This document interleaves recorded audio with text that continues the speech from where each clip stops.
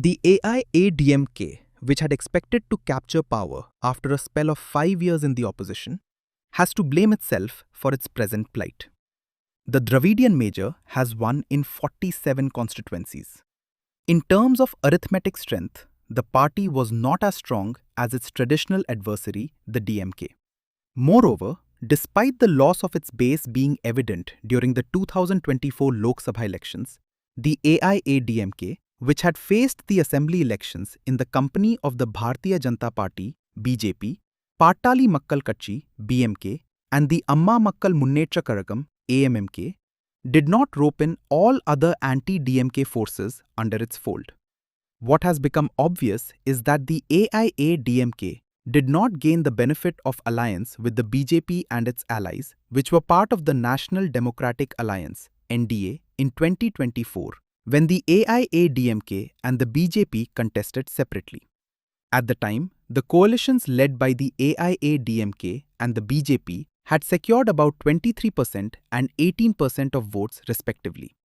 But in the case of this assembly election, the AIADMK and its allies put together could secure only around 27%. Though the party can derive satisfaction from the fact that its depleted strength will enable it to send one member to the Rajya Sabha, it has suffered huge reverses in the Western Belt, considered its traditional stronghold.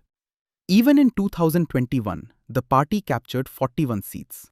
But this time, it has bagged 18 constituencies apart from leading in one seat, Paramatti Velur.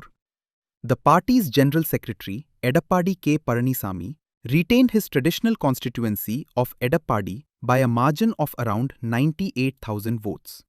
Some of his colleagues, including C. V. Shanmugam, K. B. Anbaragan, Agri S. S. Krishnamurthy, Nattam R. Viswanathan, and O. S. Manian, have made it to the assembly.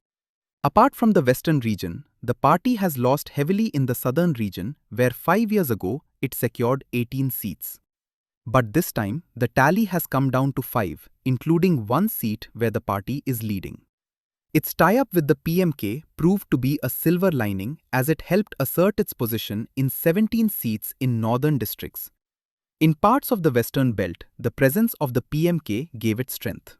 Again, in the districts of Kanchipuram, Tiruvallur, Chengalpattu, and Chennai, KTCC, it captured 3 seats against the total number of 37 seats in the region. In the Delta, the party has marginally increased its strength by 2 seats from 4 in 2021. In the southern region, the party's tally went down to 5 against 18 5 years ago. Challenges on multiple fronts. The party had to face challenges on multiple fronts. Apart from its traditional rival, the DMK, it had to tackle opposition from the Tamaraga Vetri Kazhagam (TVK), and personalities such as former interim General Secretary of the AIADMK, V.K. Sasikala, who is heading the All India Puratchi Talaivar Makkal Munnetra Kazhagam (AIPTMMK).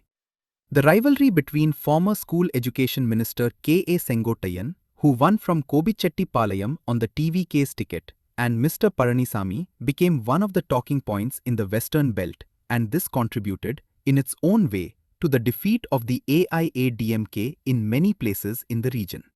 This was addition to the DMK drafting former Minister Senthil Balaji to Coimbatore with a view to defeating the AIADMK in as many seats as possible.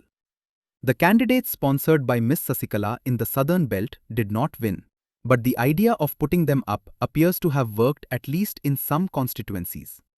For instance, in Sattur, where the BJP's state president Nainar Nagendran lost by a margin of about 6,000 votes, the AIPTMMK's nominee K. Esakiraja secured around 11,600 votes. Likewise, in Mudukalathur, Ms. Sasikala's candidate got about 40,000 votes, while the AIADMK's nominee, who finished third, was behind the winner by about 20,500 votes. The coming months may be more politically challenging for Mr. Palanisamy, and there may be a renewed call for reunification of those who are no longer with the AIADMK.